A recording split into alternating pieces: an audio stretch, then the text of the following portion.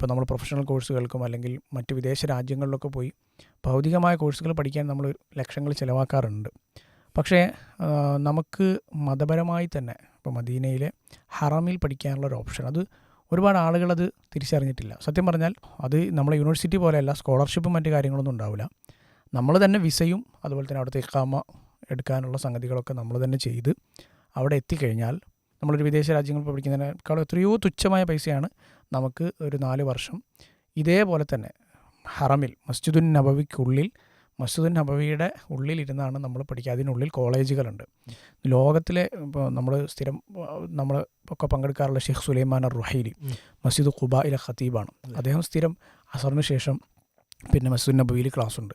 അതുപോലെ ഷെയ്ഖ് അബ്ദുൾ റസാഖ് അൽ ബദർ, മദീനയിൽ നിന്ന് അറിയപ്പെട്ട അദ്ദേഹത്തിൻ്റെ ഉപ്പ ഷെയ്ഖ് അബ്ദുൽ മഹ്സിൻ അബ്ബാദ് അൽ ബദർ, അവരൊക്കെയും ക്ലാസ്. അതുപോലെ തന്നെ ഓരോ മാസവും സൗദി അറേബ്യയുടെ മറ്റു പല ഭാഗങ്ങളിൽ നിന്നുള്ള പ്രസിദ്ധരായ പണ്ഡിതന്മാർ അവിടെ വന്ന് ഒരു ലിഖാ ഉ ഷഹരി ഒരു മാസത്തിലോ അല്ലെങ്കിൽ അവർ വരുമ്പോഴൊക്കെയുള്ള ക്ലാസ്സുകൾ എടുക്കാറുണ്ട്. അസ്സലാമു അലൈക്കും വറഹ്മത്തുള്ളാഹി വബറകാതുഹു. ബിസ്മില്ലാഹിർ റഹ്മാനിർ റഹീം. അൽഹംദുലില്ലാഹി റബ്ബിൽ ആലമീൻ. അല്ലാഹുമ്മ സ്വല്ലി വസല്ലിം അലാ നബിയ്യിന മുഹമ്മദ്. അല്ലാഹുമ്മ അല്ലിംനാ മാ യൻഫഉനാ വൻഫഅനാ ബിമാ അല്ലംതനാ വസിദ്നാ ഇൽമൻ നാഫിഅ. പ്രിയപ്പെട്ട സഹോദരന്മാരെ, സഹോദരിമാരെ, സുഹൃത്തുക്കളെ, നമ്മുടെ പീസ് റേഡിയോയുടെ വഴികാട്ടിയുടെ പുതിയൊരു എപ്പിസോഡിലേക്ക് ഏവർക്കും സ്വാഗതം. ഇൻഷാ അല്ലാ, ഇന്ന് നിങ്ങളോടൊപ്പമുള്ളത് എൻ്റെ പേര് ഇഹ്സാനുൽ ഹക്ക്. പാലക്കാട് ജില്ലയിലെ പട്ടാമ്പി ആമയൂർ ആണ് എൻ്റെ ദേശം. നിലവിൽ ജാമിഅ ത്വയ്ബയിൽ, മദീനത്തു മുനവ്വറയിലെ ജാമിഅ ത്വയ്ബയിലെ വിദ്യാർത്ഥിയാണ്. എൻ്റെ കൂടെയുള്ളത് പ്രിയപ്പെട്ട സുഹൃത്ത് അജ്മൽ ഫൗസാൻ അൽ ഹിക്കമി. തിരുവനന്തപുരം വെമ്പായം ആണ് അദ്ദേഹത്തിൻ്റെ സ്ഥലം. നിലവിൽ മദീനയിൽ തന്നെ ജാമിഅ ഇസ്ലാമിയയിലെ വിദ്യാർത്ഥിയാണ്. ഇൻഷാ അല്ലാ, നമ്മൾ ഇന്നത്തെ ഈ ഒരു സെഷനിൽ വളരെ സ്വാഭാവികമായ നമ്മുടെ ചില അനുഭവങ്ങളും കാര്യങ്ങളും, മദീനയിലെ അനുഭവങ്ങൾ, പഠനാനുഭവങ്ങൾ, ഇതൊക്കെ പങ്കുവെക്കാനാണ് ഉദ്ദേശിക്കുന്നത്. എന്നെ സംബന്ധിച്ചിടത്തോളം മദീനയിൽ 4 വർഷം പൂർത്തിയാവുകയാണ്. 3.5 വർഷം കഴിഞ്ഞ് 7 സെമസ്റ്ററോളം പൂർത്തിയായി. ജാമിഅ പൊതുവെ ആളുകൾക്കറിയാം, മദീന യൂണിവേഴ്സിറ്റി എന്ന് പറയുമ്പോൾ ജാമിഅ ഇസ്ലാമിയയാണ്, മദീന ഇസ്ലാമിക് യൂണിവേഴ്സിറ്റി. ഞാൻ പഠിച്ചുകൊണ്ടിരിക്കുന്നത് പിന്നെ ജാമിഅ ത്വയ്ബയിലാണ്. ജാമിഅ ത്വയ്ബയിലെ കുല്യത്തുൽ അദബിൽ ഉലൂം ഇസ്ലാമിയ എന്ന കുല്യക്ക് കീഴിൽ വരുന്ന ദറാസാത്തുൽ ഖുർആനിയ, ദറാസാത്തുൽ ഖുർആനിയ തന്നെ അതിൻ്റെ പ്രത്യേക ഭാഗമായ തഫ്സീർ ഉലൂമുൽ ഖുർആൻ, ഇതിലാണ് എൻ്റെ തഖസ്സുസ് സ്പെഷ്യൽ, തഫ്സീറും ഉലൂമുൽ ഖുർആൻ. എനിക്ക് തോന്നുന്നത് അജ്മൽ ഫൗസാനും ഇതുപോലെ ഒന്ന് പരിചയപ്പെടുത്തി തുടങ്ങിയാൽ. ബിസ്മില്ലാ, അൽഹംദുലില്ലാ, അസ്സലാത്തു വസ്സലാമു അലാ റസൂലില്ലാ വഅലാ അലിഹി വസഹ്ബിഹി അജ്മഈൻ, അമ്മാ ബഅദ്. ഇഹ്സാനും ഞാനും നാട്ടിൽ ജാമിഅൽ ഹിന്ദിലെ ഒരേ ബാച്ചിലെ പിന്നെ സഹപാഠികളാണ്. പിന്നെ ജാമിഅൽ ഹിന്ദിലെ പഠനം കഴിഞ്ഞ് ഇഹ്സാന് ഡിഗ്രി കഴിഞ്ഞ ഉടനെ അവിടെ പിന്നെ കിട്ടി ത്വയ്ബ യൂണിവേഴ്സിറ്റിയിൽ. ഞാൻ PG കഴിഞ്ഞ് ഇവിടെ ജാമിയയുടെ കീഴിൽ തന്നെ വ്യത്യസ്ത ഡിപ്പാർട്ട്മെൻറ്റുകളിൽ വർക്ക് ചെയ്തുകൊണ്ടിരിക്കുകയായിരുന്നു. അപ്പോഴാണ് അൽഹംദുലില്ലാ മദീന യൂണിവേഴ്സിറ്റിയിൽ പിന്നെ കിട്ടുന്നത്. ഞാൻ നിലവിൽ പഠിച്ചുകൊണ്ടിരിക്കുന്നത് കുല്ലിയത്തുൽ ലുഗത്തുൽ അറബിയ വദ്ദിറാസാത്തുൽ ഇൻസാനിയ, അറബി ഭാഷയും അതുപോലെ തന്നെ ഹ്യൂമാനിറ്റീസ് വിഷയങ്ങളും എന്നുള്ള കുല്ലിയുടെ മുമ്പത് കുല്ലിയത്തുൽ ലുഗ മാത്രമായിരുന്നു. കഴിഞ്ഞ വർഷമാണത് വദ്ദിറാസാത്തുൽ ഇൻസാനിയ എന്നതുകൂടി, അഥവാ ഈ ചരിത്രം, പിന്നെ മറ്റ് ഭാഷകൾ, മീഡിയ, അങ്ങനെയുള്ള ഹ്യൂമാനിറ്റീസ് വിഷയങ്ങൾ കൂടി ചേർത്ത് ആഡ് ചെയ്ത് ഇങ്ങനൊരു പുതിയ ഒരു പേരിൽ പിന്നെ ഡിപ്പാർട്ട്മെൻറ്റായി മാറുന്നത്. ഇപ്പോൾ 1 വർഷം കഴിയായി ഇവിടെ. എക്സാമിപ്പോൾ കഴിയാറായി. ഞാനിപ്പോൾ സത്യം പറഞ്ഞാൽ തുടങ്ങുന്നുള്ളൂ. ഞാൻ കഴിഞ്ഞ വർഷമാണ് പിന്നെ 2025 പിന്നെ അങ്ങോട്ടേക്ക് പോകുന്നത്. 2 സെമസ്റ്റർ കഴിഞ്ഞു. പിന്നെ ആദ്യത്തെ ലീവിലാണ് ഇപ്പോൾ നമ്മൾ റേഡിയോയിൽ പിന്നെ വന്നിട്ട് ഈ ഒരു വഴികാട്ടിയിൽ പങ്കെടുത്തുകൊണ്ടിരിക്കുന്നത്. അപ്പോൾ എന്നെ സംബന്ധിച്ചിടത്തോളം ഒരുപാട് അനുഭവങ്ങൾ, ഒരു പുതിയ വിദ്യാർത്ഥി എന്ന നിലയിൽ ഒരുപാട് പുതിയ അനുഭവങ്ങളുണ്ടാവും. അതിൽ ഒന്നാമതായി പറയാനുള്ളത്, മദീന എന്ന് പറയുന്ന മദീന മുനവ്വറ എന്നതിനെക്കുറിച്ച് നമ്മൾ കൂടുതൽ പറയേണ്ട ആവശ്യമില്ലല്ലോ. ഇസ്ലാമിലെ അതിൻ്റെ പുണ്യവും മറ്റു കാര്യങ്ങളും, അള്ളാഹുവിൻ്റെ റസൂൽ സല്ലല്ലാഹു അലൈഹി വസല്ലമയുടെ നഗരം എന്നുള്ള ആ മഹത്വമൊക്കെ കൂടുതൽ വിശദീകരിക്കേണ്ടതില്ല. പ്രത്യേകിച്ച് ഏതൊരു മുസ്ലിമിൻ്റെയും ഒരു വൈകാരിക. അപ്പോൾ നമ്മൾ സത്യം പറഞ്ഞാൽ അവിടെ പഠിക്കാൻ ആഗ്രഹിക്കുക എന്ന് പറയുമ്പോൾ, ഇന്ന് ലോകത്ത് ഒരു പക്ഷേ മക്കയേക്കാൾ കൂടുതൽ ലോകത്തിൽ ഇസ്ലാമിക പഠനം, അത് ഖുർആൻ, ഹദീസ്, ഫിഖ്, അങ്ങനെ എന്തൊക്കെ ഇസ്ലാമിക പഠന മേഖലകളുണ്ടോ അതിൻ്റെയൊക്കെ ഏറ്റവും നമ്പർ 1 പണ്ഡിതന്മാരും അതുപോലെ തന്നെ മദീന യൂണിവേഴ്സിറ്റി പോലുള്ള യൂണിവേഴ്സിറ്റി ഹറമിലെ പിന്നെ പഠനവും സ്ഥാപനങ്ങളൊക്കെ ഉള്ളത് മദീന എന്ന് പറയാം. അതിനർത്ഥം മറ്റ് പണ്ഡിതന്മാരില്ലെന്നല്ല, പക്ഷേ മദീനയാണ് ഒരു ഹബ്ബ് എല്ലാറ്റിൻ്റെയും ഒരു. ലോകത്തിലിപ്പോൾ ഒന്ന് നമ്മൾ നോക്കിക്കഴിഞ്ഞാൽ പിന്നെ ലോകത്തിലെ അഹ്ലുസുന്നയുടെ വ്യത്യസ്ത നാടുകളിലുള്ള നേതൃത്വം കൊടുക്കുന്ന പണ്ഡിതന്മാരൊക്കെയും മദീനയിൽ പഠിച്ചവരായിരിക്കും അധികവും, മദീനിമാർ അല്ലെങ്കിൽ മദനിമാർ ആയിരിക്കും. അപ്പോൾ അങ്ങനെയൊരു വലിയൊരു പിന്നെ അനുകൂല സാഹചര്യം മദീനയിലുണ്ട്. അത് ഒരുപാട് ആൾക്ക് അറിയില്ല. അതൊരു പിന്നെ പലർക്കും അറിയാൻ ആഗ്രഹമുണ്ടെങ്കിൽ അതിൻ്റെ എങ്ങനെയാണ് അപ്ലൈ ചെയ്യേണ്ടത് മറ്റു കാര്യങ്ങളൊക്കെ അറിയാത്തവരൊക്കെ ഉണ്ടാവും. പ്രത്യേകിച്ച് ഇപ്പോൾ ഈ വർഷം മദീന യൂണിവേഴ്സിറ്റി തന്നെ ലോകത്തിലെ ഏറ്റവും കൂടുതൽ രാജ്യങ്ങൾ വിദ്യാർത്ഥികൾ. അതെ, മദീന യൂണിവേഴ്സിറ്റിയിൽ ലോകത്തിൽ ഏറ്റവും കൂടുതൽ ഡൈവേഴ്സ് വ്യത്യസ്തങ്ങളായ രാജ്യങ്ങളിൽ നിന്നുള്ള വിദ്യാർത്ഥികൾ, QS വേൾഡ് റാങ്കിങ് എന്ന് പറയും. അത് ലോകത്തിലെ മൊത്തം ഇസ്ലാമിക് യൂണിവേഴ്സിറ്റികളെന്ന് മാത്രമല്ല മൊത്തം യൂണിവേഴ്സിറ്റികളെ പല പിന്നെ മാനദണ്ഡങ്ങൾ വെച്ച് റാങ്ക് കൊടുക്കുന്ന റാങ്കിങ് ലിസ്റ്റാണത്. അപ്പോൾ അതിൽ 2027 ഈ അടുത്ത വർഷത്തേക്കുള്ള റാങ്കിങ്ങിൽ ഫസ്റ്റ് പ്ലേസിലാണ് മദീന യൂണിവേഴ്സിറ്റി ഉള്ളത്. ഞാൻ മനസ്സിലാക്കിയത് 188 രാജ്യങ്ങളിൽ നിന്നുള്ള വിദ്യാർത്ഥികൾ പലപ്പോഴും അവിടെ പഠിച്ചു പോയിട്ടുണ്ട്. നിലവിൽ 140 അല്ലെങ്കിൽ 150 രാജ്യങ്ങളിലെ വിദ്യാർത്ഥികൾ നിലവിൽ അവിടെ പഠിച്ചുകൊണ്ടിരിക്കുന്നുണ്ട്. ചില രാജ്യങ്ങളൊക്കെ ഇപ്പോൾ മദീന യൂണിവേഴ്സിറ്റിയുടെ ഏറ്റവും പിന്നെ ഒരു വർഷാവർഷം നടക്കുന്ന ഏറ്റവും വലിയൊരു പ്രോഗ്രാമാണ് പിന്നെ മഹറജാൻ അഥവാ ഇൻ്റർനാഷണൽ കൾച്ചറൽ ഫെസ്റ്റിവൽ. അതായത് ഇത്ര അധികം രാജ്യങ്ങളിൽ നിന്നുള്ള വിദ്യാർത്ഥികൾ അവിടെ പഠിക്കുന്നു എന്നുള്ളത് കൊണ്ട് തന്നെ വർഷത്തിലൊരു പ്രാവശ്യം അവർക്ക് വേണ്ടി പവലിയൻ, അവരുടെ രാജ്യവും പരിചയപ്പെടുത്താൻ, കൾച്ചർ, ഫുഡ് ഒക്കെ പരിചയപ്പെടുത്താനുള്ള സ്റ്റാളുകൾ കൊടുക്കും. അപ്പോൾ ഇപ്രാവശ്യം 90 രാജ്യങ്ങളുണ്ടായിരുന്നു. സത്യം പറഞ്ഞാൽ ആ ഒരു പിന്നെ ടെൻറ്റിലേക്ക് അതിൻ്റെ പ്രോഗ്രാം നടക്കുന്ന സ്ഥലത്തേക്ക് പോയപ്പോഴാണ് ചില രാജ്യങ്ങളിൽ നിന്നൊക്കെ ഒരൊറ്റ ആൾ മാത്രമാണ് അവിടെ പഠിക്കുന്നത്. അതൊക്കെ നമ്മൾ മനസ്സിലായി. പിന്നെ ഇപ്പോൾ എസ്വാറ്റിനി എന്ന് പറയുന്ന രാജ്യമുണ്ട് ആഫ്രിക്കയിലെ. ഞാൻ ആ രാജ്യത്തിൻ്റെ പേര് സത്യം പറഞ്ഞാൽ ആദ്യമായിട്ട് അപ്പോഴാണ് കേൾക്കുന്നത്. അവിടെ നിന്ന് പിന്നെ ആ രാജ്യത്ത് 1% താഴെയാണ് മുസ്ലിങ്ങളുടെ ജനസംഖ്യ. മാത്രമല്ല ഞാനീ പരിചയപ്പെട്ട ആൾ, ആ സ്റ്റാളിൽ നിൽക്കുന്ന പിന്നെ ആ വിദ്യാർത്ഥി, അവൻ്റെ ഗ്രാമത്തിൽ അവൻ മാത്രമേ ഉള്ളൂ, അവനും അവൻ്റെ പിന്നെ മാതാപിതാക്കളും മാത്രമാണ് മുസ്ലിങ്ങൾ. അപ്പോൾ പിന്നെ വേറൊരു സ്റ്റാളിൽ ചെന്നപ്പോൾ ആ സ്റ്റാളിൽ ആളില്ല. അപ്പോൾ പിന്നെയാണ് മനസ്സിലാവുന്നത് ആ പിന്നെ രാജ്യത്തുനിന്ന് ഒരേ ഒരു വിദ്യാർത്ഥി മാത്രമാണ് അവിടെ പഠിക്കുന്നത്. അപ്പോൾ മിക്കവാറും ഒരാൾക്ക് തന്നെ മാക്സിമം അത്ര സമയം ഇരിക്കാൻ പറ്റില്ലല്ലോ, അതുകൊണ്ട് പിന്നെ മടുത്ത് പോയതായിരിക്കാം. അങ്ങനെ പറഞ്ഞപ്പോൾ തന്നെ കൂട്ടത്തിൽ ചോദിക്കുന്നത് നമ്മൾ ആഡ് ചെയ്യണമെന്ന് തോന്നിയൊരു വിഷയം, ജാമിഅ ഇസ്ലാമിയയുടെ ഒരു പഠനത്തിൻ്റെ പൊതു സ്വഭാവം, അതായത് ഉദ്ദേശിച്ചത് അവിടെ ഏതൊക്കെ കോഴ്സുകളാണ് ഇപ്പോൾ നിലവിലുള്ളത്. ഇപ്പോൾ പ്രത്യേകിച്ച് ചോദിക്കാനും ഇപ്പോൾ മദീനയാണ്, പിന്നെ അതുകൊണ്ട് തന്നെ ആളുകളെ സംബന്ധിച്ചിടത്തോളം മദീനത്ത് വരെ പഠിക്കാനുള്ള ആഗ്രഹം ഉണ്ടാവും. ഇപ്പോൾ ജാമിഅ ഇസ്ലാമിയയുടെ സ്വഭാവമല്ല ജാമിഅ ത്വയ്ബയുടേത്. സൗദിയിൽ വേറെയും ഒരുപാട് യൂണിവേഴ്സിറ്റികളുണ്ട്. അപ്പോൾ പിന്നെ ഓരോ യൂണിവേഴ്സിറ്റികളും പ്രാധാന്യം നൽകുന്നത് ഓരോ മേഖലക്കും ആണെന്ന് വേണമെങ്കിൽ പറയാലോ, നിരുപാധികമാണെന്നല്ല എങ്കിൽ പോലും. അതുപോലെ ജാമിഅ ഇസ്ലാമിയയുടെ ഒരു പ്രയോറിറ്റി കൂടുതൽ ഏത് മേഖലക്കാണ്, ഏതൊക്കെ കോളേജുകളാണുള്ളത് എന്നൊക്കെ വിശദീകരിച്ചാൽ കൂടുതൽ. അതായത് അൽ ജാമിഅ അൽ ഇസ്ലാമിയ എന്ന് പറഞ്ഞാൽ തന്നെ ഇസ്ലാമിക് യൂണിവേഴ്സിറ്റിയാണ്. അപ്പോൾ ഇസ്ലാമികമായ വിഷയങ്ങൾക്കായിരിക്കും കൂടുതൽ പ്രാധാന്യം ഉണ്ടാവുക. അപ്പോൾ പ്രധാനമായും അവിടെ പിന്നെ 5 കുല്ലിയകൾ, ഇസ്ലാമിക വിഷയങ്ങൾക്ക് വേണ്ടി മാത്രമുള്ള 5 കുല്ലിയകളാണ് ഏറ്റവും പ്രധാനപ്പെട്ട കുല്ലിയകൾ. ഒരു 2010 കാലഘട്ടം വരെ ഇത് മാത്രമാണ് അവിടെ ഉണ്ടായിരുന്നത്. പിന്നീടാണ് ഭൗതിക വിഷയങ്ങളുടെ കുല്ലിയകളൊക്കെ ആഡ് ചെയ്തത്. അതായത് പിന്നെ ആദ്യം വന്ന കുല്ലിയത്തു ശരിയ, പിന്നെ കുല്ലിയത്തു ദാവ ഉസൂലുദ്ദീൻ അഥവാ അഖീദ, അങ്ങനത്തെ വിഷയങ്ങൾ, ദാവത്തിൻ്റെ മറ്റു കാര്യങ്ങളൊക്കെ. ശരിയ എന്ന് പറയുമ്പോൾ ഫിഖ് ബന്ധപ്പെട്ട കർമ്മശാസ്ത്രം. അതുപോലെ പിന്നെ വന്നതാണ് കുല്ലിയത്തു പിന്നെ ലുഗ, മൂന്നാമത് കുല്ലിയത്തു ലുഗ വദ്ദിറാസത്തുൽ ഇൻസാനിയ വന്നു. 975 മറ്റാണെന്ന് തോന്നുന്നു. 1964 മദീന യൂണിവേഴ്സിറ്റി സ്ഥാപിക്കപ്പെടുന്നത്. പിന്നെ അതിനുശേഷമാണ് കുല്ലിയത്തുൽ ഖുർആനും കുല്ലിയത്തുൽ ഹദീസും വരുന്നത്.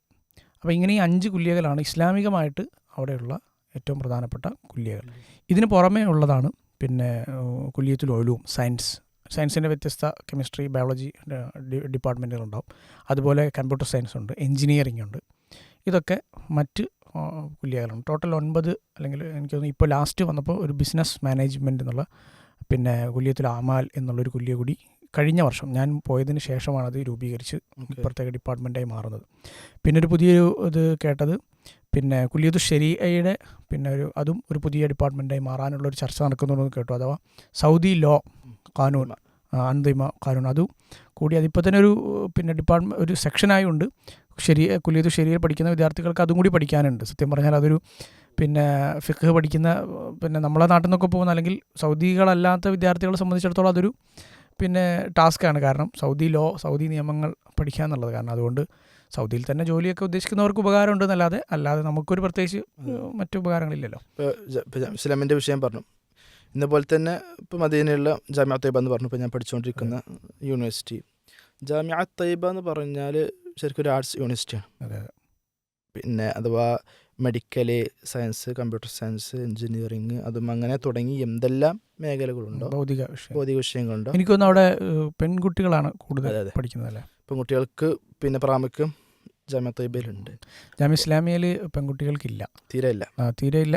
കഴിഞ്ഞ വർഷം ഞാൻ പോയ ഈ കഴിഞ്ഞ വർഷം ആദ്യമായിട്ട് 30 കുട്ടികൾക്ക് കുല്ലിയത്തു ശരീഅയിൽ അഡ്മിഷൻ കൊടുത്തു. അതും അതിൻ്റെ ഇതെന്ന് പറഞ്ഞാൽ സൗദി പെൺകുട്ടികൾക്ക് മാത്രം 30. അത് തുടക്കമാണ്. ഇതുവരെയും മദീന യൂണിവേഴ്സിറ്റിയിൽ പെൺകുട്ടികൾക്കില്ലായിരുന്നു.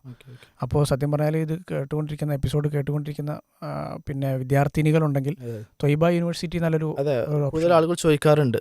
പിന്നെ മൊത്തത്തിലുള്ള സൗദിയിലുള്ള യൂണിവേഴ്സിറ്റികളെ കുറിച്ച് അന്വേഷിക്കുമ്പോൾ പിന്നെ പെൺകുട്ടികൾക്ക് എവിടെയാണ് സാധ്യത എന്ന് ചോദിക്കാറുണ്ട്. അപ്പോൾ ഇതിൽ ജാമിഅ തയ്യിബ നല്ലൊരു ഓപ്ഷനാണ്, പ്രത്യേകിച്ച് മദീനത്ത് കൂടി ആയതുകൊണ്ട്.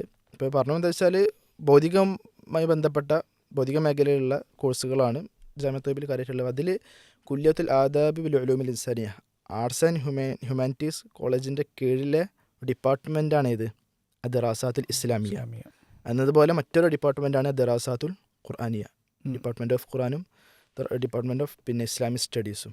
അപ്പോൾ അത്ര ചെറിയൊരു ഭാഗം മാത്രമേ ഉള്ളൂ. കാരണം മദീനത്തിൻ്റെ ജാമിഅ ഇസ്ലാമിയ എന്ന് പറഞ്ഞ വലിയൊരു യൂണിവേഴ്സിറ്റിന് വേണ്ടി മാത്രമുണ്ട്. അപ്പോൾ പിന്നെ അതുകൊണ്ട് തന്നെ ഈ നമ്മളെ യൂണിവേഴ്സിറ്റിയിലൊക്കെ നമ്മളൊരു ഇത്രയും 4 വർഷം ഇവിടെ പൂർത്തിയാകുമ്പോൾ ഉള്ളൊരു അനുഭവമൊക്കെ വെച്ച് നമ്മളെ ക്ലാസ്സുകളിലൊക്കെ മിക്കവാറും സൗദികളായ വിദ്യാർത്ഥികളായിരിക്കും കൂടുതലും. ജാമിഅ ഇസ്ലാമിയയിൽ വളരെ തുച്ഛം മാത്രമേ പുറത്തുനിന്നുള്ള സ്റ്റുഡൻസ് ഉള്ളൂ. ജാമിഅ ഇസ്ലാമിയയിൽ നേരെ തിരിച്ചാണ്. ജാമിഅ ഇസ്ലാമിയയിൽ പിന്നെ 85% പുറത്തുനിന്നുള്ള കുട്ടികളാണ്. സൗദികൾ വളരെ കുറവാണ്. 15% മാത്രമാണ് സൗദി നേറ്റീവായിട്ടുള്ള ആളുകൾ ഉണ്ടാവുക. കൂടുതലും പുറത്തുള്ള കുട്ടികൾ സ്കോളർഷിപ്പ് പിന്നെ കിട്ടിക്കഴിഞ്ഞാൽ ജാമിഅ ഇസ്ലാമിയ ആയിരുന്നാലും ത്വയ്ബ യൂണിവേഴ്സിറ്റി ആയിരുന്നാലും ഒരേപോലെ തന്നെയാണല്ലോ. സ്കോളർഷിപ്പിൻ്റെ ആനുകൂല്യങ്ങളൊക്കെ ഒരേപോലെ തന്നെയാണ് കിട്ടുക സൗദി യൂണിവേഴ്സിറ്റികളിൽ. അതെ. പിന്നെ ഇപ്പോൾ താമസം, ഫുഡ് കാര്യങ്ങൾ പറയുമ്പോൾ പിന്നെ ഓരോ യൂണിവേഴ്സിറ്റികളുടെ വ്യത്യസ്തമായിരിക്കും. പിന്നെ ജാമിഅ തയ്യിബയെ സംബന്ധിച്ചിടത്തോളം പിന്നെ ഹോസ്റ്റൽ അവർ തരുന്നുണ്ട്, മുക്കാഫ സ്റ്റേറ്റ്മെൻറ്റ് തരുന്നുണ്ട്. എന്നാൽ ഫുഡിൻ്റെ കാര്യം നമ്മൾ നോക്കണം. അതേ സമയത്ത് ജാമിഅ ഇസ്ലാമിയ വ്യത്യസ്തമാണ്. ഹോസ്റ്റൽ തരുന്നുണ്ട്, പിന്നെ സ്റ്റേറ്റ്മെൻറ്റ് തരുന്നുണ്ട്, ഫുഡിനുള്ള സൗകര്യം അവിടെ ഉണ്ട്. നമ്മൾ ചെറിയ ചിലവിൽ 150 അല്ലെങ്കിൽ ഒരു മാസം ചിലവഴിച്ചാൽ ഫുഡ് കിട്ടാനുള്ള വകുപ്പ് മാക്സിമം 6 റിയാൽ ചിലവഴിച്ചാൽ. പിന്നെ അത് നമുക്ക് ജാമിഅ ഇസ്ലാമിന്ന് യൂണിവേഴ്സിറ്റിൻ്റെ ഉള്ളിൽ നിന്ന് കിട്ടാനുള്ളതാണ്. ഇനി പുറത്തുനിന്ന് വേറെ കഴിക്കണമെങ്കിൽ ആ രൂപത്തിൽ ഒരാൾക്ക് ആക്കുകയും ചെയ്യാം. അപ്പോൾ അതാണ് ജാമിഅ ഇസ്ലാമിയ ജാമിഅ തയ്യിബ എന്ന് പറയുമ്പോൾ മദീനത്തുള്ള പിന്നെ പഠന സംവിധാനങ്ങൾ. പിന്നെ എനിക്ക് പിന്നെ പ്രത്യേകം പിന്നെ പ്രേക്ഷകരോട് പറയാനുള്ളൊരു സംഗതി, മദീനയിൽ ഇതല്ലാതെ നമ്മൾ ഒരു ഫിനാൻഷ്യലി സൗണ്ടായ ഒരു ബാക്ക്ഗ്രൗണ്ട് നിന്നാണ് വരുന്നതെങ്കിൽ, ഇപ്പോൾ നമ്മൾ പ്രൊഫഷണൽ കോഴ്സുകൾക്കും അല്ലെങ്കിൽ മറ്റ് വിദേശ രാജ്യങ്ങളിലൊക്കെ പോയി ഭൗതികമായ കോഴ്സുകൾ പഠിക്കാൻ നമ്മൾ ലക്ഷങ്ങൾ ചിലവാക്കാറുണ്ട്. പക്ഷേ നമുക്ക് മതപരമായി തന്നെ ഇപ്പോൾ മദീനയിലെ ഹറമിൽ പഠിക്കാനുള്ളൊരു ഓപ്ഷൻ, അത് ഒരുപാട് ആളുകളത് തിരിച്ചറിഞ്ഞിട്ടില്ല. സത്യം പറഞ്ഞാൽ പിന്നെ അത് നമ്മളെ യൂണിവേഴ്സിറ്റി പോലെയല്ല, സ്കോളർഷിപ്പും മറ്റു കാര്യങ്ങളൊന്നും ഉണ്ടാവില്ല. നമ്മൾ തന്നെ വിസയും അതുപോലെ തന്നെ അവിടുത്തെ ഇഖാമ എടുക്കാനുള്ള സംഗതികളൊക്കെ നമ്മൾ തന്നെ ചെയ്ത് അവിടെ എത്തിക്കഴിഞ്ഞാൽ പിന്നെ താമസവും ഭക്ഷണം കാര്യങ്ങളൊക്കെ നമ്മൾ തന്നെ നോക്കേണ്ടി വരും. അതാണ് ഞാൻ തുടക്കത്തിലേ പറഞ്ഞതുപോലെ നമുക്ക് സാമ്പത്തികമായി ഓക്കെ ആണെങ്കിൽ. പക്ഷേ എന്നിരുന്നാൽ പോലും ഒരു പ്രൊഫഷണൽ കോഴ്സ് പഠിക്കുന്നതിനേക്കാൾ എത്രയോ തുച്ഛമായ പൈസയാണ്, നമ്മളൊരു വിദേശ രാജ്യങ്ങളിൽ പഠിക്കുന്നതിനേക്കാൾ എത്രയോ തുച്ഛമായ പൈസയാണ് നമുക്ക് ഒരു 4 വർഷം ഇതേപോലെ തന്നെ ഹറമിൽ മസ്ജിദുൻ നബവിയുടെ ഉള്ളിലിരുന്നാണ് നമ്മൾ പഠിക്കുക. അതിനുള്ളിൽ കോളേജുകളുണ്ട്. അൽഹംദുലില്ലാഹ് നമ്മുടെ തന്നെ പല സുഹൃത്തുക്കളും ജാമിഅൽ ഹിന്ദിൽ പഠിച്ചവരും അല്ലാത്തവരുമായ ഒരുപാട് സുഹൃത്തുക്കൾ നിലവിൽ അവിടെ പഠിച്ചുകൊണ്ട് ഇപ്പോൾ കഴിഞ്ഞ പോലെ 2 വിദ്യാർത്ഥികൾ അവിടുത്തെ കുല്ലിയത്തു ശരീഅയിലാണെന്ന് തോന്നുന്നു അഡ്മിഷൻ എടുത്തിരുന്നു. അപ്പോൾ അതിൻ്റെ ഒരു അപ്പോൾ അവിടെ നമുക്ക് കിട്ടിക്കഴിഞ്ഞാൽ നമുക്ക് മസ്ജിദുൻ നബവിയിലെ സ്ഥലമുതിർന്ന പണ്ഡിതന്മാരിൽ നിന്ന് നമുക്ക് മസ്ജിദുൻ നബവിയിൽ ഇരുന്നാണ് നമ്മൾ പഠിക്കുക. രാവിലെ ഒരു 7 മണിയൊക്കെ ആകുമ്പോൾ 7 മുതൽ ക്ലാസ് തുടങ്ങി ഒരു 11:30 തോന്നുന്നു 11:45 ആകുമ്പോൾ ക്ലാസ് അവസാനിക്കും. നമുക്ക് പിന്നെ വേണമെങ്കിൽ ഓൺലൈനായിട്ടോ മറ്റു കാര്യങ്ങളൊക്കെ മദീനയിൽ ചെയ്യണമെങ്കിൽ അങ്ങനെ എന്തെങ്കിലും ആവശ്യമുണ്ടെങ്കിൽ അതും ചെയ്യാനുള്ള ഓപ്ഷനുണ്ട്. അല്ലെങ്കിൽ ഹറമിൽ തന്നെ മറ്റ് പണ്ഡിതന്മാർ ഇത് ദർസുകളിൽ പിന്നെ പല രൂപത്തിൽ ഇപ്പോൾ ആലോചിക്കാം. ഫൗസാന് പറഞ്ഞു, അഥവാ ഇപ്പോൾ നമ്മളെ മക്കളെ പലരും പല ഭൗതിക കോഴ്സ് പ്രൊഫഷണൽ കോഴ്സുകൾക്ക് വേണ്ടിയിട്ടും 30-40 ലക്ഷം അതിലപ്പുറം പൈസ ചെലവഴിച്ചിട്ട് വിദേശ രാജ്യങ്ങളിലും ഇനിയിപ്പോൾ കേരളത്തിലാണെങ്കിലൊക്കെ പഠിപ്പിക്കുന്നു. അതുപോലെ സാമ്പത്തികമായി കഴിവുള്ള മക്കളെ പഠിപ്പിക്കണമെന്ന് ആഗ്രഹമുള്ള രക്ഷിതാക്കളുണ്ട്. പക്ഷെ അവർക്ക് എവിടേക്ക് പോയി കൊണ്ട് പഠിപ്പിക്കണം എങ്ങനെയെന്നുള്ള ആ ഒരു വിഷയം അറിയാത്തതിൻ്റെ പ്രശ്നമാണ്. അങ്ങനെ ഉദ്ദേശിക്കുന്നവർക്കുള്ള വലിയൊരു ഓപ്ഷനാണ് നബിയിൽ പണ്ട്. അതേപോലെ തന്നെ ആണ് കൂട്ടത്തിൽ സൂചിപ്പിക്കാൻ പറ്റിയപ്പോൾ സൗദി അറേബ്യയിലൊക്കെ ജോലി ചെയ്യുന്ന ആളുകൾ, കുടുംബമായിട്ട് താമസിക്കുന്ന ആളുകൾ, അവരെ മക്കൾ അവർക്കിപ്പോൾ അവിടുത്തെ വിസൻ്റെ പ്രശ്നങ്ങൾ കാര്യങ്ങളൊന്നും സ്വാഭാവികമായിട്ടും വരില്ല, വലിയ പ്രയാസം ഉണ്ടാവില്ല ബാക്കിയുള്ളവരെ അപേക്ഷിച്ച്. അപ്പോൾ മക്കളെ മദീനത്ത് കൊണ്ടുവന്ന് അവിടുത്തെ പിന്നെ ഒരു താമസ സൗകര്യം കാര്യങ്ങളൊക്കെ ഒരുക്കി കൊടുത്തു എന്ന് ഇൻ്റർവ്യൂ ചെയ്യേണ്ട ഒരു പ്രയാസം ഉണ്ടാവുള്ളൂ. അത് ഡിഗ്രി മാത്രമല്ല, ഈ ചെറിയ അതായത് മസ്ജിദുൻ നബവിയിൽ ചെറിയ ഹൽക്ക മുതലുണ്ട് എഴുത്ത് പഠിക്കുന്ന അറബി, എനിക്കത് തോന്നുന്നു ഇംഗ്ലീഷ് അടക്കം എഴുത്ത് പഠിപ്പിക്കുന്ന ചെറു പ്രായത്തിൽ വളരെ ചെറിയ കുട്ടികൾ. ഞാനൊരു മലയാളി കുട്ടിയോട് പരിചയപ്പെട്ടിരുന്നത് പോലെ. അതുപോലെ തന്നെ ഒരു ഹൈസ്കൂൾ ലെവലുള്ള ഒരു മഹദ് ഒരു 6 വർഷത്തെയും അതുപോലെ തന്നെ അതിനുശേഷം ഒക്കെയുള്ള പഠനങ്ങൾ മസ്ജിദുൻ നബവിയുടെ ഉള്ളിൽ തന്നെയുണ്ട്. അതൊക്കെയും നമ്മളെ യൂണിവേഴ്സിറ്റി പഠനങ്ങൾ പോലെ തന്നെ സൗദി ഗവൺമെൻറ് അപ്രൂവ്ഡായ നമുക്ക് സർട്ടിഫിക്കറ്റുകൾ കിട്ടുന്ന പിന്നെ ഒരു അക്കാഡമിക് പഠനങ്ങൾ തന്നെയാണ്. അല്ലാതെ ഒരു വെറുതെ നമ്മൾ ക്ലാസ്സിൽ പോയി പിന്നെ ഒന്നുമില്ല എന്നുള്ള നിലക്കുള്ള പഠനങ്ങൾ അല്ല. അപ്പോൾ അങ്ങനെയുള്ള ചില ഉംറയ്ക്കൊക്കെ വന്ന ഫിനാൻഷ്യലിയൊക്കെ നല്ല സാമ്പത്തികമായി നല്ല സ്ഥിതിയുള്ള പലരും നമ്മളോട് പങ്കുവച്ചിട്ടുണ്ട്. നമ്മൾ അവിടെ മദീന കാണിച്ചു കൊടുത്തപ്പോഴൊക്കെ സാധിക്കുമെങ്കിൽ അവർക്ക് സാഹചര്യങ്ങൾ അനുവദിക്കുകയാണെങ്കിൽ ചെറുപ്രായത്തിൽ മക്കളെ കുറച്ചു കാലം മസ്ജിദുൻ നബവിയിൽ വിട്ട് പഠിപ്പിക്കാം, ഖുർആൻ പഠിക്കാം. അതോടൊപ്പം ഈ പറഞ്ഞതുപോലെ എഴുത്തും മറ്റു കാര്യങ്ങളും ഹൽക്കകളിൽ പങ്കെടുക്കാം.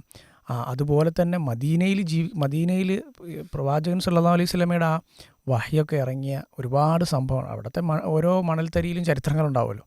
അതൊക്കെ കണ്ട് അവർ കുറച്ചു കാലം, പറ്റുന്നത്ര കാലം, ഒരു 3-4 വർഷം അല്ലെങ്കിൽ ആ കോഴ്സ് പൂർത്തീകരിച്ച് അത് കണ്ട് വളരാനുള്ള ഒരവസരം ഒരുക്കി കൊടുക്കുക. മാത്രമല്ല കൂടെ പഠിക്കുന്നവരൊക്കെ വ്യത്യസ്ത രാജ്യങ്ങളിൽ നിന്നുള്ള പിന്നെ ദീൻ പഠിക്കുക എന്നുള്ള ലക്ഷ്യം മാത്രം വെച്ച് വരുന്നവരാണ്. അല്ലാതെ അവിടെ എന്തെങ്കിലും ഒരു ഭൗതികമായ കരിയർ ലക്ഷ്യം വെച്ച് വന്നിട്ട് കാര്യമില്ല. അവിടെ വന്നാൽ ലോകപ്രശസ്തരായ ലോകത്തിലെ ഏറ്റവും ഉന്നതരായ പണ്ഡിതന്മാരിൽ നിന്ന് നേരിട്ട് നമുക്ക് ദീൻ ശരിക്കും മനസ്സിലാക്കാം. അതിൻ്റേതായ ആ ഒരു പിന്നെ ശുദ്ധമായ അഹ്ലുസുന്നയുടെ ശരിയായ ഇസ്ലാം പഠിക്കുന്ന ശരിയായ ദീൻ നമുക്ക് ലോകത്തിലെ ഇപ്പോൾ നമ്മൾ ഒക്കെ പങ്കെടുക്കാറുള്ള ഷെയ്ഖ് സുലൈമാൻ റുഹൈലി മസ്ജിദ് ഖുബായിലെ ഖത്തീബാണ്. അദ്ദേഹം സ്ഥിരം അസറിന് ശേഷം പിന്നെ മസ്ജിദുൻ നബവിയിൽ ക്ലാസ്സുണ്ട്. അതുപോലെ ഷെയ്ഖ് അബ്ദുൾ റസാഖ് അൽ ബദർ, മദീനയിൽ നിന്ന് അറിയപ്പെട്ട അദ്ദേഹത്തിൻ്റെ ഉപ്പ ഷെയ്ഖ് അബ്ദുൽ മഹ്സിൻ അബ്ബാദ് അൽ ബദർ, അവരൊക്കെയും ക്ലാസ്. അതുപോലെ തന്നെ ഓരോ മാസവും സൗദി അറേബ്യയുടെ മറ്റു പല ഭാഗങ്ങളിൽ നിന്നുള്ള പ്രസിദ്ധരായ പണ്ഡിതന്മാർ അവിടെ വന്ന് ഒരു ലിഖാ ഷഹരി ഒരു മാസത്തിലോ അല്ലെങ്കിൽ അവർ വരുമ്പോഴൊക്കെയുള്ള ക്ലാസ്സുകൾ എടുക്കാറുണ്ട്.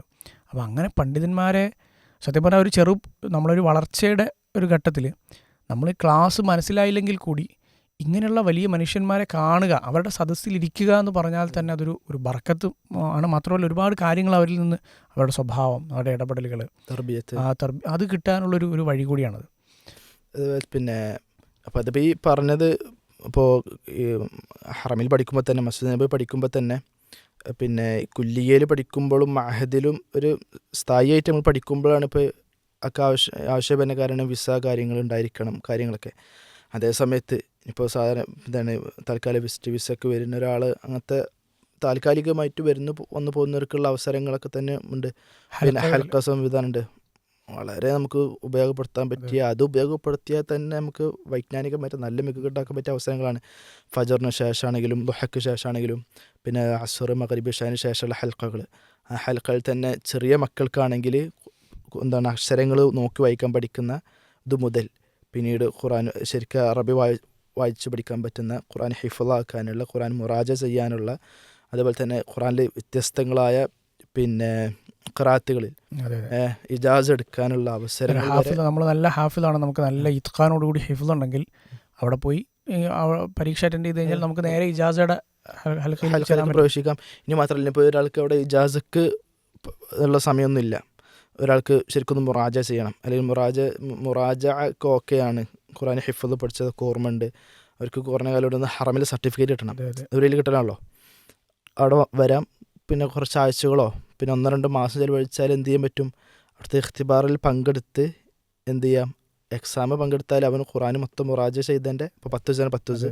20 20 30 30 മൊത്തം മുറാജ ചെയ്തതിൻ്റെ സർട്ടിഫിക്കറ്റ് നമ്മളെ മെയിലിക്കട് വരും. പിന്നെ പ്രത്യേകം മനസ്സിലാക്കാൻ നമുക്ക് ഹലക്കയിൽ പങ്കെടുക്കാൻ നമുക്ക് ഇഖാമ ആവശ്യമില്ല. കമന്റ് ആവശ്യമില്ലാതെ വിസിറ്റിംഗ് താൽക്കാലികമായിട്ട് ഇപ്പോൾ സൗദിയിൽ വന്നു പോകുന്നവർക്കുമുള്ള വലിയ ഒരു അവസരം എന്നുള്ളതാണ്. നമ്മൾ നേരത്തെ പറഞ്ഞ പോലെ മഹദ് അല്ലെങ്കിൽ കുല്ലിയ അങ്ങനെ പഠിക്കുമ്പോഴാണ് നമുക്ക് ഇഖാമ മറ്റു കാര്യങ്ങൾ ആവശ്യം വരുന്നത്. അതും ഇനിയിപ്പോൾ ഈ മഹദും കുല്ലിയ ആണെങ്കിലും ഹൽക്കകളാണെങ്കിലും അതിലുള്ള വലിയ പ്രത്യേകത എന്താ വെച്ചാൽ ഏത് പ്രായക്കാർക്കും പറ്റുന്നത്. അതെ അതെ. ഏത് പ്രായം, ഇനിയിപ്പോൾ ഒരു 50 വയസ്സായാലും എനിക്ക് ഖുർആൻ നേരെ ഓതാൻ അറിയില്ല, എനിക്ക് പഠിക്കാനുള്ള സംവിധാനം മസ്ജിദ് നബവിയിലുണ്ട്. എൻ്റെ ഒരു സുഹൃത്ത് ഒരു പ്രായമുള്ള റിട്ടയർ ആയെന്നും അറിയില്ല, പിന്നെ അദ്ദേഹം ഇതുപോലെ ഞാൻ അവിടെ പോയതിനു ശേഷം ചോദിച്ചിരുന്നു, എനിക്ക് ഇത്ര വയസ്സായി, എനിക്ക് അവിടെ പഠിക്കാനുള്ള എന്തെങ്കിലും സംവിധാനങ്ങളുണ്ടോ. അപ്പോൾ അദ്ദേഹം പ്രായമായി, അതുകൊണ്ട് തന്നെ നല്ലൊരു പോസ്റ്റിൽ നിന്ന് അദ്ദേഹം വിരമിക്കുമ്പോൾ അദ്ദേഹത്തിന് ഫിനാൻഷ്യലി പ്രശ്നമൊന്നുമില്ല.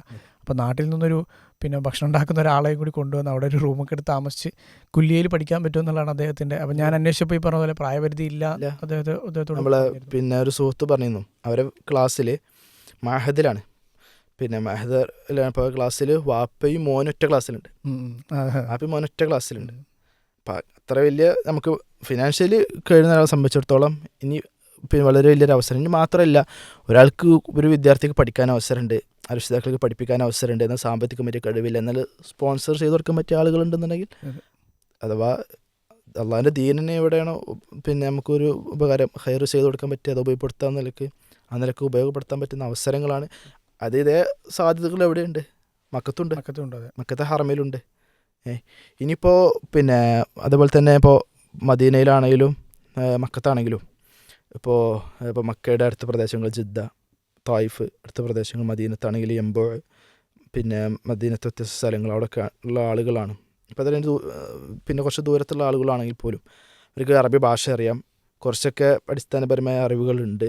എന്നാലും ഇനി പഠിക്കണമെന്ന് ആഗ്രഹമുള്ള ആളെ സംബന്ധിച്ചിടത്തോളം ജോലിക്കാരാണെങ്കിൽ പോലും, ഇപ്പോൾ ജോലിക്കാർ ഇവിടെയൊക്കെ താമസിക്കുന്ന ആൾക്കാരെ പറഞ്ഞത്, അവരിൽ പോലും അവർക്ക് വന്നിട്ട് എന്ത് ചെയ്യാം, രജിസ്റ്റർ ചെയ്യാം, ഇൻ്റർവ്യൂ പങ്കെടുത്ത് ഹറമിൽ കോളേജിൽ കയറിയിട്ട് എന്ത് ചെയ്യാൻ പറ്റും, പിന്നെ ദർസിൽ അഥവാ ക്ലാസ്സുകൾ സ്ഥിരമായിട്ട് പങ്കെടുക്കണമെന്ന് നിർബന്ധമല്ല, അങ്ങനത്തും അങ്ങനെ ചെയ്തൊക്കെയുള്ള ഓപ്ഷൻ ഉണ്ട്. എന്നിട്ട് എന്ത് ചെയ്യുക, എക്സാമിൻ്റെ സമയത്ത് എക്സാമിൽ പങ്കെടുക്കാം.